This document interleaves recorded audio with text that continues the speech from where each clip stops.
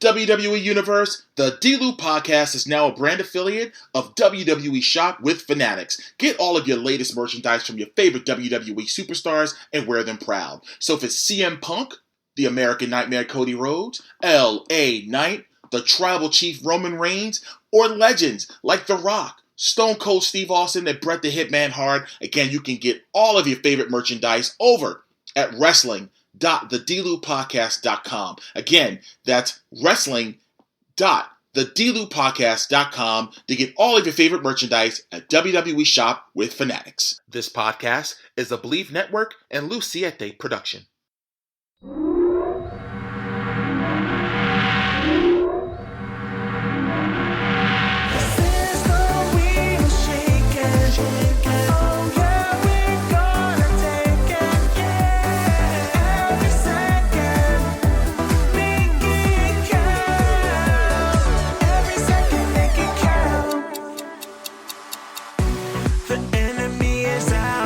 Welcome to another edition of the D-Lew Podcast, brought to you by Believe Network. I'm your host, Derrick T. Lewis, and I hope the week is treating you all well. You know, I'm having a pretty decent week myself.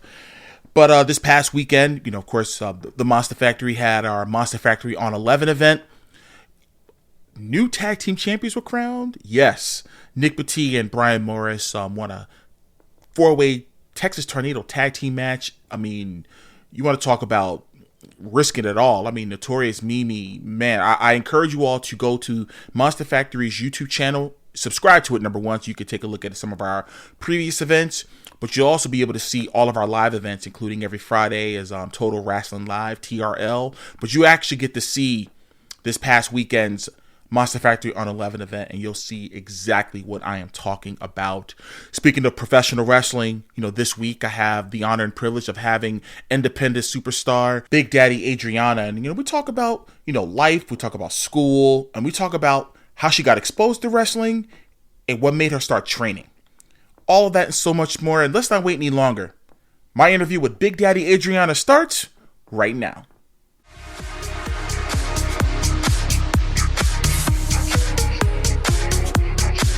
Well, ladies and gentlemen, it gives me great pleasure to introduce a young lady right now who is kicking ass on the independent wrestling scene right now, and she's going to be a future superstar in this business, in the professional wrestling industry.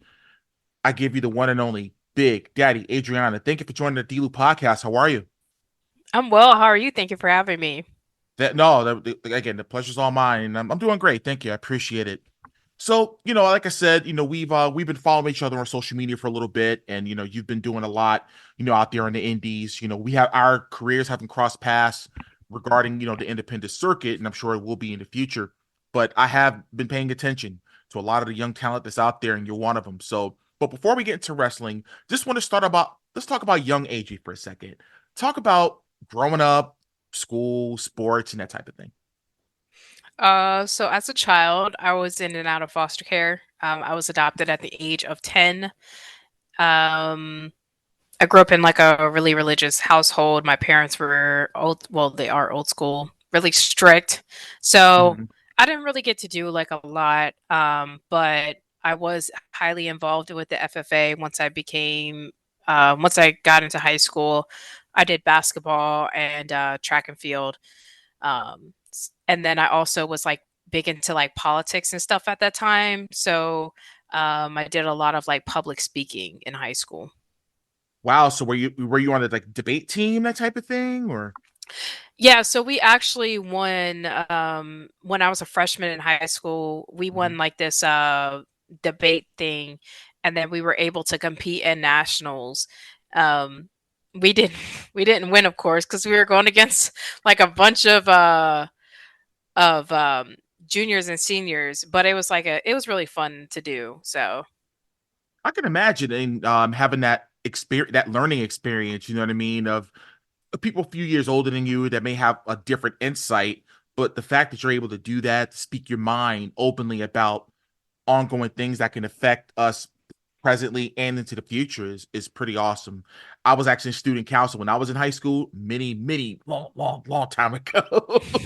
Yeah, class of 97, baby. That's right. And yeah, I was born in 97.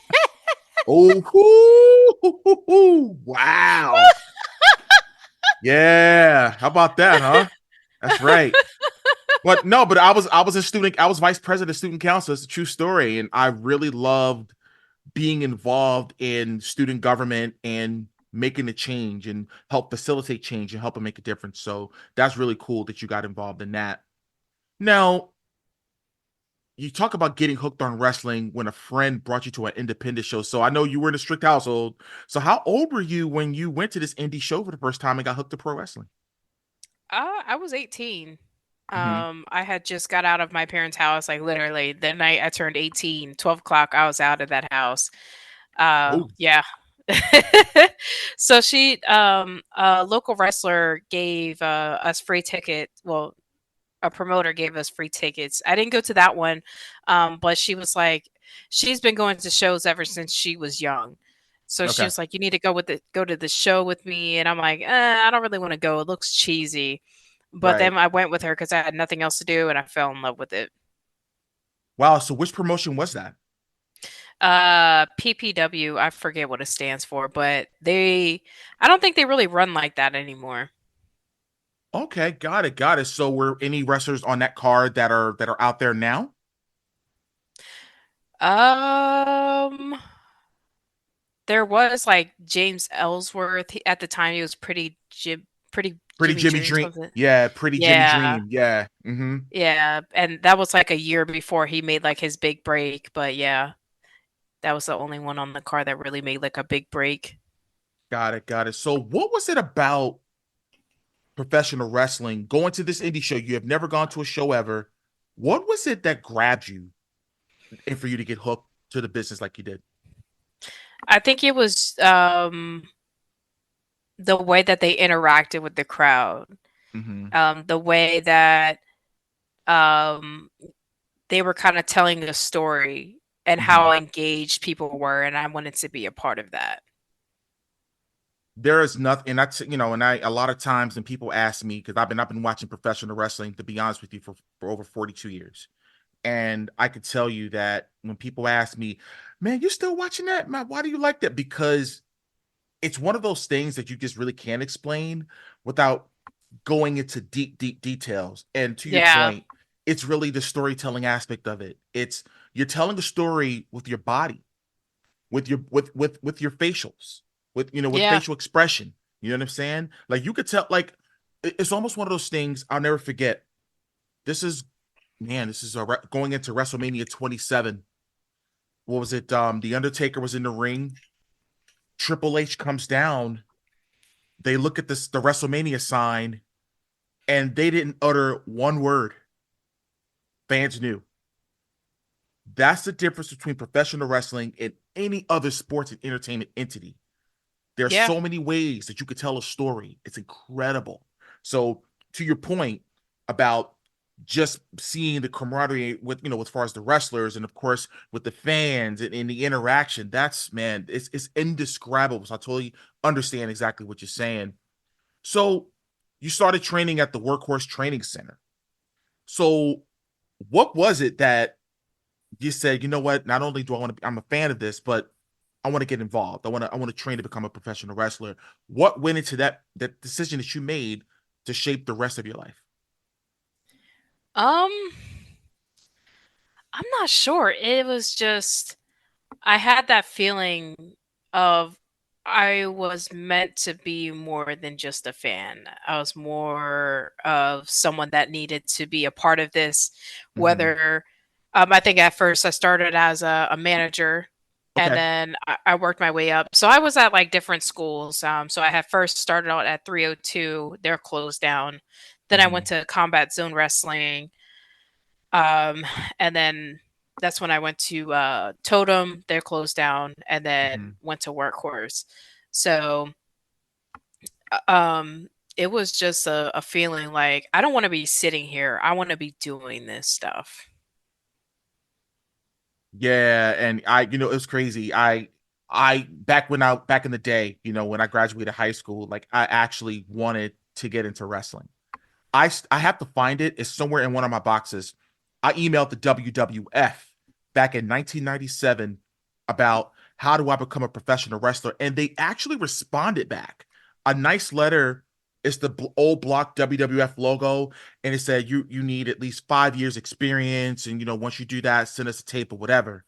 I had that. Someday I'm going to post that. I'm going to find that letter and I'm going to post it on my social media because I really wanted to get into the business. And of course, life, has this way of just kind of detouring and all these other things. And then the business found me at almost 40 years old, 5 years ago, and almost 6 years ago now. But that's when I got started 2 months before my 40th birthday. Wrestling, the business and I did this. And I'm ring announcing. It's cool. So Sure. the fact that wanted to be more than just a fan says a lot, and saying, you know what, I love this. And there's nothing wrong with that. Yeah. Incredible. So once the training started, what surprised you most about wrestling once you got in and started training? I think it was, whenever you see like this crazy move, right? Mm-hmm. Um, you think it's like super hard. Like at first, you're like, what the hell? How am I supposed to do this? And we never realized how much the basics really meant something. Right. Um, like a lot of the moves are just basics. It's just with a little bit of dash and little sugar on top. Um, I think that's what surprised me the most. And another thing was I never really knew about anything about myself. When they're like, "Oh, so what's your gimmick?" Your gimmick is a part of you, and I was like, "Who are you?" And I'm like, "Who am I?" So I think that's what like really surprised me the most was like I thought I knew myself, but I really didn't know myself. So what went into that? So, and let's talk about this for a second. So when you ultimately found Big Daddy Adrianna, what went into getting to that particular character versus someone else that may have been pitched to you, or some other ideas that you may have come across? So what got into it was like I kind of at first I wanted to put in like my anime stuff. But it's like how Mhm. are you gonna work with the anime stuff? Because everybody wants to do anime now. Very true. Um, Very, very true. so it's like, all right, you could do the anime stuff, but how are you gonna make that stand out? And Mhm. then it was kind of like a little bit of the not really so much the BDSM, but um it was something with women empowerment where Mm. I'm like the ultimate feminist, where it's just like women are the ones going out there and making the money and we're on top and then the guys are in the kitchen making us tacos. So yeah. It Go was just make like my tacos. yeah. And another thing that had kind of got me into it was well that I pieced together was American Horror Story. I will rewatch that so many times. So I kind of mixed in like the cult thing, the cult Mhm. season, as well as the one with New York with the Big Daddy, where the guy's going out and he's like annihilating all these guys and stuff. Mhm. So I kind of mixed that in a little bit with it. That's incredible. And it's just amazing how sometimes a lot of people will go outside of wrestling to come up with these other characters. And again, to your point, anime, a lot of people are using that, and elements of it, undertones of it. But to use American Horror Story to kind of blend in with your own personality of who you are as a human being, your thought process and everything, and then coming up with Big Daddy, I think that's genius. And I think that's merchandising opportunity. You know what I'm saying? As far as Oh where yeah. you can go with that, when you're selling t-shirts or whatever it is that you're selling, hey, and you can sell some aprons. Maybe the men can wear them. Just putting it out Okay. there. I like that Hey, listen, idea. if you take the idea, hey, listen, I don't want credit for it. I don't want credit for it. I'm just saying it belongs to you. I'm just supplying you with, hey, I like that idea. and you'll have a bunch of men showing up to shows with aprons on, talking about Big Yeah. Daddy. You know Covered with what I mean? tacos. I'm Have telling you, somebody with coming out with the tacos. apron is the tacos. Uh-huh. There you go. You see where we're going now, right? That's money right there. We're booking the territory on the D-Lew podcast. I love it. That's great. So So now that you're training, so how long were you training before you ultimately had your very, very first booking? I think about 6 months, but that first match that I had, it should have never happened. They kind of threw me under the bus with that one. Mm-hmm. I know ECWA, when they were in New Jersey, they used to have like those little, I don't know if, with like CZW, if you knew about the Dojo Wars. Mm-hmm. So ECWA, I forget what they called them, but they used to have like those little student, I guess they were student shows or whatever. Theater shows, right? Yeah. So they kind of threw me in with that one. So Nyla Rose was actually my first match. And it was like Ooh. nothing on her part, but it was just like I was not ready. I didn't even have gear, but they like forced my ex had forced me to excuse me, had forced me to wrestle. So that was, I laugh about it now, but at the time it wasn't funny because I was freaking out. I bet. I bet. So let's go into the match after that. So once you had that first booking, what was some of the positives coming out of that? Because if we can all talk about the negative and everything, but what was the positive that came out of that match with Nyla Rose? For one, I was able to meet Nyla. Nyla was somebody I had followed for a while, and we were kind of Mm-hmm. able to build off of that. Mm-hmm. Um, Also, I realized how much I needed to work on. So it's kind of like you think whenever you start training and you want to get out there and you want to start wrestling, you're like, oh yeah, I have it. Because yeah, you can do so many practice matches that at your school, but when you're Right. actually out in front of a crowd and working other people outside of your school, it's completely different. So I Agreed. think it was like a really good wake up call for me. So having said all that, once you were able to have that under your belt, how did those other bookings start to come? Now that you were getting those again, more practice reps, more practice reps. Because I see now, obviously you've been in 1CW, Wrestlers Lab, I am IAW, Pay Your Dues.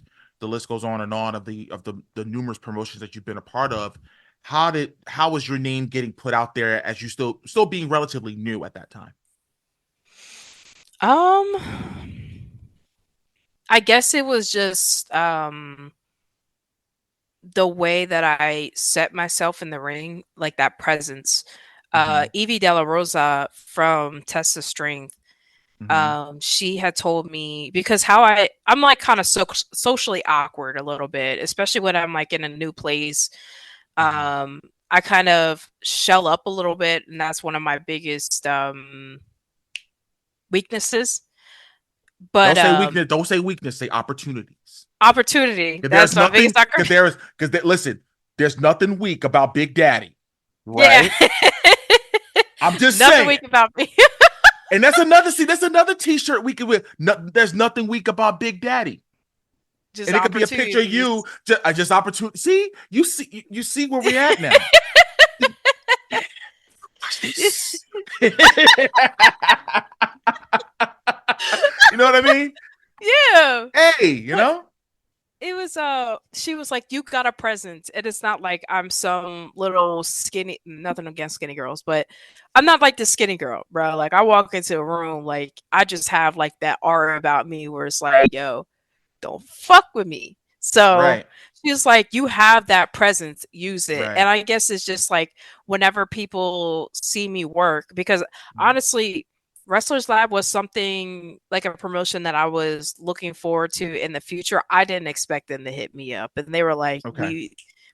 we want you on the show." So yeah, I guess it was just whenever they hear about it, the gimmick and the way that I work, I'm Mhm. guessing that's what made people want to put Daddy on their show.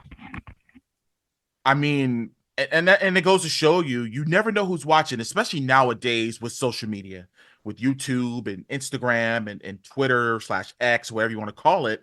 There are so many, and then you have outlets like Fight TV, or you have IWTV, or there's so many streaming platforms that are out there that highlights independent professional wrestling, which wasn't around so many years ago. Because basically, what we did back in the day, we tape traded. You know what I Yeah. mean? Like when I used to watch a lot of New Japan stuff in the 90s, that was my boy Jamie. We used to tape trade. of all these other different the death matches that was happening back in the 90s and things like that. So we didn't have the things that's available today. So the fact that you were able to get hit up, still being new, and you're getting your feet, getting your you're getting your reps under your belt, so to speak. That's good, and that shows the Yeah. evolution of where the indies are right now. This episode of the D-Lew Podcast is brought to you by Goalie Nutrition. As someone who's used Goalie for quite some time, I can tell you that they're not only very good, but they're very beneficial. My favorite are the Super Green Gummies. The Super Green Gummies are uniquely crafted with a spectrum of essential nutrients such as vitamins A, B12, folic acid, and thiamine. It supports a healthy liver function, healthy nervous and immune system, digestive health, a boost to your metabolism, and overall health and well-being. There are no artificial sweeteners, flavors, or colors from artificial sources. They're vegan-friendly, gluten-free, and gelatin-free. All loyal listeners of the D-Lew Podcast get a special 10% discount at checkout. Go to goalie.com, use promo code DLEW. That's goalie.com, use promo code DLEW.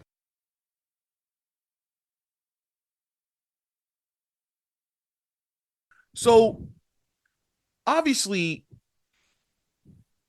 when it comes to women in the industry, there's some challenges and things like that. So let's talk about some of the challenges you faced as a woman in this industry. For one, people kind of looking down on you. They think that they can take advantage of you, and what people think is that with women, we just a doormat. And Right. especially women that are newer to this business, they think that they can kind of like, oh yeah, you can pay your dues by driving 4 hours and not getting paid. Absolutely not. The old proverbial hot dog in the handshake, right? Yeah, Right. like sometimes not even that. Another thing is, I can't really say people sexualizing me, but kind of thinking that it's just a pretty face and no talent. So yeah, that was another thing I had to deal with. But just sexualizing me, it doesn't matter because like my whole character is sexual anyways. So, but yeah, it was. Oh, and as another one, it's like getting respect from people, especially men. I will go toe to toe with the man any day. And how people perceive women's wrestling is we just suck, like we're just eye candy, no talent. We suck. But getting that respect from a male, like from males, was like the biggest challenge that I've had. It's like, oh, so she's more than just her ass plastered on social media. She's actually something.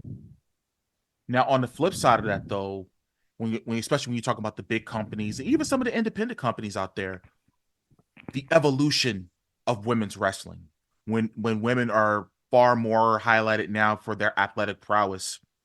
How do you feel about the way when you have women that are main eventing pay-per-views, when you have women that are, doing a lot of great things, not just in pro wrestling, but I would just say, look at I don't know if you follow college basketball, the tournament's about to start, and to be honest with you, the women's tournament is actually on the marquee than the guys right now. So how do you feel about just, I mean, I didn't want to segue to other sports, but how do you feel about the evolution of women in sports in general? It's a great feeling. Who would have thought 100 years ago we had absolutely nothing? Even really just like if you would go back to the 60s or the early days of we didn't have rights. We couldn't even have a voice. If I would have talked to if I would have had a husband and talked to him the way that I talk to men now, I probably would I wouldn't have any teeth in my mouth. Oh my God. I'd probably have two black guys right now. Whoa. But it's a great feeling. And especially since like this year I've had one of the biggest matches of my career. I had my first street fight, and the way that people, for one, making history at 1CW for the first female street fight they've ever had, Mm-hmm. and the way that the crowd went crazy for that is a great feeling. Like, we've come such a long way, and we still got a long way to go, Mm-hmm. but we're making progress. Indeed. And I mean, obviously, as we're recording this on a Thursday night, obviously, AEW just signed, Mercedes Moné, aka Sasha Yeah. Banks, and she was the focus. She started the show and ended the show. So that just really goes to show you where, again, appreciating where it's come from. But again, to your point, there's still miles and miles to go. But on that note of women's wrestling, I know you just competed with the brand new all women's promotion, Bell to Bell, with headed up by the one and only Missy Sampson. Shout out to Missy. So when you think about an all women's promotion that's ran by a woman, how do you feel? How does that make you feel, knowing the fact that you're going to be in a safe place and knowing the fact that there's a promoter that understands? It's a great feeling. I've known Missy for a while, and when she had, sorry, my cat, Mm-hmm. when she hit me up about her show, I was so happy for her. And Mm-hmm. I was so glad it was happening, because I had nothing against the former all women's promotion, but a lot of people want to, like, males want to have a all women's promotion for all the wrong reasons. And it's like having that safe space where it's all women, ran by a woman who understands what we've been through. And Missy's been in the business, so she knows the struggles of being a female wrestler. And it was an amazing feeling, and we made history. And I was so proud of Missy for that. Herstory. History. That's right. And let me just say that, I've known Missy now 4 years because, of our relationship, at the Monster Factory. And I remember going on Instagram on New Year's Day, and I was just going through my feed, and I'm just like, wait a minute, really? I didn't know anything about this. So, of course, I hit Missy up. I said, hey, congratulations. And she was like, she wanted to come onto the D-Lew podcast, and she did. Had a chance to interview her. And I had Savannah Gall, on the show. You know what I mean? And I had Jim Martell on, this, as we're recording now, on this week's episode that I'm recording on right now. But I wanted to highlight Bell to Bell because this is a huge thing. And I know she just wants to just build and build and build, and not just to go all out, but just to just gradually make it something. Because I'll be honest with you, especially on the East Coast, where it's very oversaturated in regards to a lot of independent promotions, I feel Bell to Bell is going to stand out more because of the fact that it is truly an all women's promotion that is ran by a woman. And I think the more the word gets out, eventually I feel that this is going to be the place on the East Coast, in my opinion. Yeah, it's like, I know at CZW we had WSU. That Hmm. was pretty big back in the day. Yes, And yes. a lot of people, they're like, well, it's an all women's promotion. Everybody's going to get tired of it sometime soon. And it's just like, yes, it's an all women's promotion, has all women, but the first show, we had a packed house, and each Right. match was different because each girl is different. Now, if you have everybody on the card that's the same way, wrestles the same, Hmm. and has basically the same gimmick, then yeah, I can understand. But we're all different. We're all different sizes, different colors, and that's what makes it beautiful.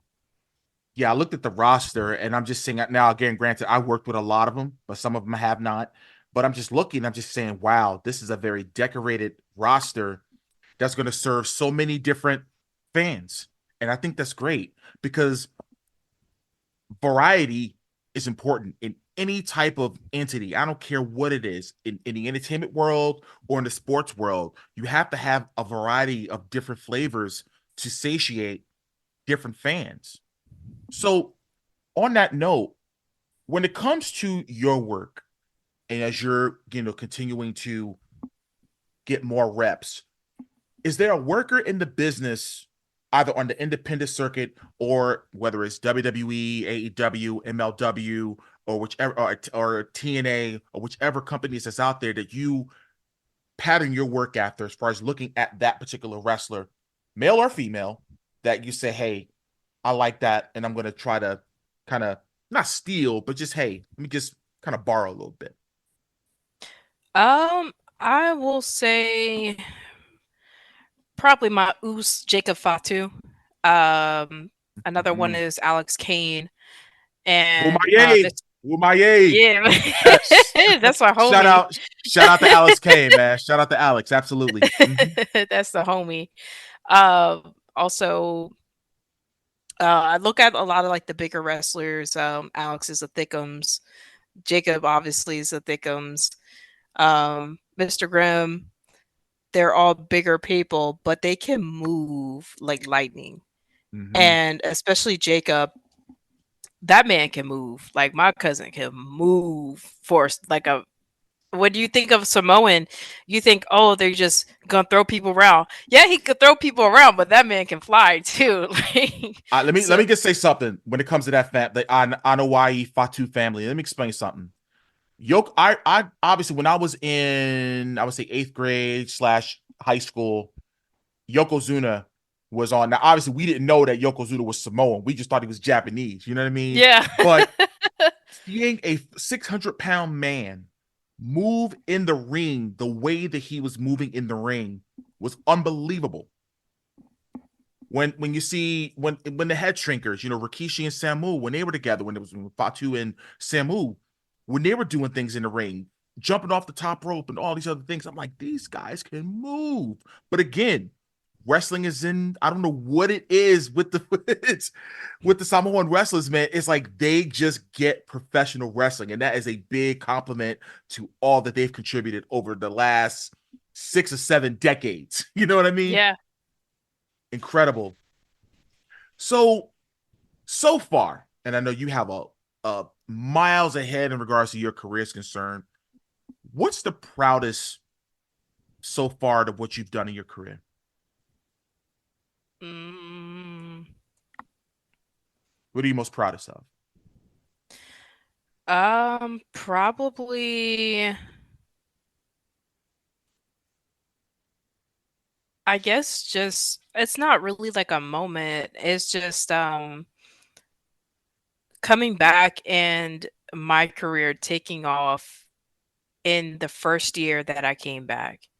Mm-hmm. Being able to piece myself together and blow up the way that I did. You know, how some people, it takes them a while for them to build up. And yeah, I already had kind of like a foundation. Mm-hmm. But for me to just jump back and be booked up almost every weekend and my first year back is commendable. That's one thing I'm proud of. Now you say your first year back. Then how did you take time off? Did you take time away? Yeah, I was down in South Carolina for a while. We didn't I was stationed in Beaufort, South Carolina. Okay. And then I was living in Louisiana, and where I was living in Louisiana, they didn't have any wrestling. So Mm. then I moved back to Delaware, and then that's when I started training again. Awesome, awesome, awesome. Well, which branch of the military do you serve? Marine Corps. Well, thank you very much for Thank you. serving our country. You know what I mean, no matter what. And I always give it up to our men and women who defend, most definitely. So, what's the best advice that anyone's giving you about the industry? Um, One thing I can say, I was talking to Alex Kane about this the other day. Mhm. Um, well, it was two things. He was talking about TV. He's told me I'm young. Don't try to rush anything. Just like take your time, build your Right. craft, and during time it will come. Um, and another thing that he had said was, you can. It's not about what the move is; it's how you use it. So you can do this crazy move in front of a bunch of people, and they can forget about it. But if you use it the right way to make it memorable, they'll remember it forever. It's almost like it's moments over moves, and that's something that's I hear all the time at the factory. You know what I mean? You could do a torpe suicida and a 450 splash and the here and the that, 50,000 Canadian destroyers, yada yada, whatever, and no one they're gonna ooh and ah, and that's it. But I just think professional wrestling has always been built upon moments since its inception. Century or so ago. So I totally get it, and that's really good advice from Alex. Now, from your perspective, from your vision, from your eyes, how do you define success? Um, Having the people behind you is the biggest success. Mm-hmm. People believing in you, Mm-hmm. um, believing in your craft and your work is the biggest success. Like you can look the part, you can train at one of the greatest schools in this country, but if people do not believe in you, what was all that hard work for? And it goes back to connecting. You know what I mean? We talked about that in the beginning. Is just really making the people feel something, and really understanding who you are as a character, as a person, and that's the ingredient, the main ingredient, 100%. Now let's steer off a little bit because I you got involved in boxing. Yeah. Let's talk about okay, so you're not only Big Daddy in the wrestling ring, but you're also Big Daddy in the boxing ring. So let's talk about that a little bit. So with my gym, they have like this boxing studio. And at first I'm like, eh, I'm not really interested in that stuff. But I took like a trial class and like wrestling first time, fell in love with it. Mm-hmm. So I was like, well, let me be on my Shayna Baszler thing, my Ronda Mm-hmm. Rousey, and it wouldn't be too bad to have that under my belt too, because a lot of the things with boxing, like the Mm-hmm. footwork, Right. is similar to pro wrestling. So That's incredible. So have you done anything on an amateur level, or this is more or less taking some classes and everything? So right now it's just taking classes. My coach is trying to get me to start sparring and then eventually go pro. So I'm trying to I'm a little bit dragging my feet with it for right now, but I know I'm eventually gonna start sparring. I mean, hey, listen, the way it was sounding, I thought you were going to be on the undercard on that Tyson Jake Paul. You know what I mean? I thought you were going to be on the I undercard. just I'm like, wait. hey, you know what I mean? Big Daddy knocks out somebody. You know what I Oh mean? shit, I'm keeping that name too.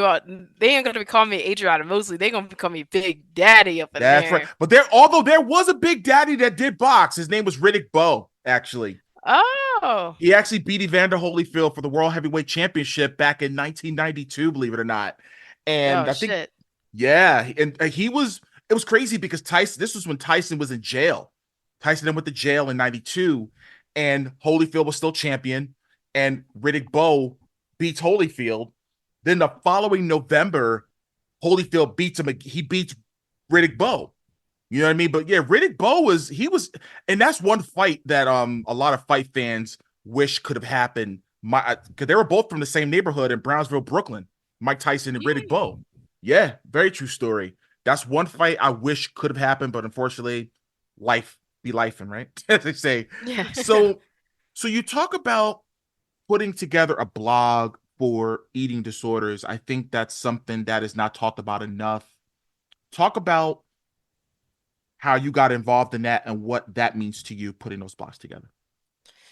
So at first I tried talking about my eating disorder on TikTok, Okay. but you know how Oh, my cat wanted to be in the podcast. it's okay. Um, I at first I tried talking about like my eating disorder on TikTok, but you know how they are. They're like, "Oh, well, you're encouraging it." And I'm like, "I'm not encouraging it. I'm trying to be educational about it." Because for a while, I was, well, I am bulimic, Mhm. where I would, especially being under high amounts of stress, I would eat and then I would throw up. And then I was trying to keep up like a bodily image, for like pro wrestling. It's like, well, are they gonna like me the way that I am? Or are they gonna wish I was skinny like these other females? Because I see them and I'm like, wow, they're really pretty. Like Jade Cargill, she's got the body of a goddess, and nothing against her, but it would like kind of trigger me a little bit. Mhm. Um, so I thought it would be like a great idea to start a blog for females or even males that are in the same position as me, where they have like that body dysmorphia, Mhm. um, and that they're not the only ones, and ways to overcome this condition. Wow. And is there where where can people find this blog? So I'm still piecing everything together, but I'm gonna start dropping like little videos, probably like on Twitter. I know I kind of started on Twitter, but I kind of like fell off of it. Gotcha. But we'll give out your social media at the end, towards the end of the interview here. So what are some of your short term and long term goals? My short-term goal is to get to a different country by the end of the year. I know I was talking to a promotion out in the UK, and I'm going to try to get out there again. I would love to go back to Germany over at WXW, and then possibly Japan. But I know if I go over to Japan, then I'm never coming back. Hey, um, listen, it's the real deal over there. Yeah, like I'll be looking at videos and like, man, just like let me just leave here. But my long-term goal is to eventually get signed. I don't care what promotion it is, as long as I have like a good contract. I would definitely. That's one of my biggest goals. All right, all right. Well, WXW, I've known my boy LSG has gone over there several times. Um, my boy Fancy Ryan Clancy just did some events over there for WXW. So there's a lot of people. It's a really really good promotion for a lot of people that are in the United States that are going abroad to hone their craft. Is there a funny road story that you could share? um, Probably when I went over. I was doing a show. I was doing ACW in Hagerstown, Maryland, and those are some weird ass motherfuckers over there. Like I swear the more you go into the mountains, it was even in West Virginia because I had gone in there. I had gone to West Okay. Virginia. And I don't know what it is, but it's just like that whole area where it's like, yeah, it's something in the water. It's like some children of the corn shit. Like Oh boy. yeah. I remember I was going for breakfast and there was like this dude in like this black cloak, um, just like standing in the alleyway. And I was like, what? Like, just like giving me like this look like, Oh my God. and I'm like, what the hell? And then home dude just disappears. And I'm like, where the hell did he go? It's like he walked into a wall or something, but home dude was like on some Vampire Diary shit. But yeah, that's like probably my funniest story. I mean, did you see any smoke when he disappeared? I No, mean, he just like did some like fucking vampire shit and was like whoosh, and just gone. But he was like, yeah, I don't know. That shit was like so weird. Hagerstown is like the weirdest town. Like they have like a high drug usage percentage rate. So that's understandable, but oh my God. yowza, yowza. So one more thing, but just before I was winding down here. So any future bookings you have right now that you want to plug? So this weekend I have well tomorrow actually I have Pay Your Dues Pro Wrestling. I'll be going against Harleen Lopez, defending my title. And then on Saturday, I will be defending my title against Harleen Lopez again. um so I get to fight her back to back. Um and then for the next few weeks, like yeah, I'm pretty open. So then we have WrestleMania, so they It's have the Mania all week. for one. Yeah, that's gonna be a busy, busy, busy week. So Yeah, very busy. I mean, I know I have Monster Factory is the Thursday, the Thursday before Mania. Then I'm going to hit up Wale Mania actually, because I didn't go to Wale Mania last year when I was in Los Angeles, because I actually had press from WWE. Not this year, but last year I did, and I couldn't go to Wale Mania. It was just too much as far as like just trying to get back and forth and everything. But I'm definitely going to go this year. But social media, where can the folks find you on social media? So you can find me on Facebook at Adriana Mosley or Big Daddy Adrianna. I have like two separate pages. Mhm. Um, Instagram, Big Daddy Adri with two eyes. Twitter or X, Adriana Mosley 9. Um, and yeah, that's pretty much it. Yeah. Awesome. Well, Big Daddy, thank you so much for gracing us with your presence. I'm pescatarian, so I'm probably gonna have to make some veggie tacos or something like that. But I'm sure our careers will definitely be crossing paths at some point. Well, thank you so much for having me. I appreciate it. You got it. Well, that does it for this week's edition of the D-Lew Podcast. Once again, I want to thank Big Daddy Adrianna, for coming onto the show to talk about all aspects of her wrestling career, and I wish her all the best in what she continues to do. But this Saturday, you can see me do my ring announcer thing at ECWA's Super 8 tournament. This tournament goes back almost 30 years, y'all. And I mean, you want to talk about, historic. When we talk about some of your favorites that's been in this tournament, some of your favorites like Xavier Woods, AJ Styles, Tommaso Ciampa has been in it. Bryan Danielson has been in it. One of my favorites going back years ago, Reckless Youth was he had did the tournament a couple times. The Greek God Papa Don, who's been a guest on his show, also appeared in the Super 8 tournament. But this Saturday, we're gonna hopefully have a new winner of this tournament. You know what I mean? So we'll see what happens there. Looking forward to seeing some talented wrestlers put it on the line to win the coveted Super 8 tournament. You can go to my two merchandise stores, okay? The Siete merch, you can go to shop.derricklewis.com, where you can get all of your favorite hoodies, tees, tote bags, and mugs. And my pro wrestling tee store, you can just go to pwt.derricklewis.com. Subscribe. Whichever platform you listen to this podcast on right now, hit the subscribe button so you automatically get all new content every single Thursday at 6 a.m. Eastern Time via Believe Network. So it's Apple Podcasts, Spotify, Deezer, TuneIn, wherever it is, iHeartRadio, Amazon Music, the list goes on and on. You can listen to the D-Lew Podcast worldwide on many, many platforms. So hit the subscribe button. My single Espacion with Angie Stars, you can still stream it on all platforms in addition to the music video, which can be seen on Apple Music, Tidal, the Vivo app, and YouTube. And of course, you can follow me on all my social media at The Real DT Lew, with the exception of Facebook, Derrick T. Lewis official page. Well, I'm going to get out of here, and like I always say, no matter what it is you do in life, always remember to make it count. See you next time.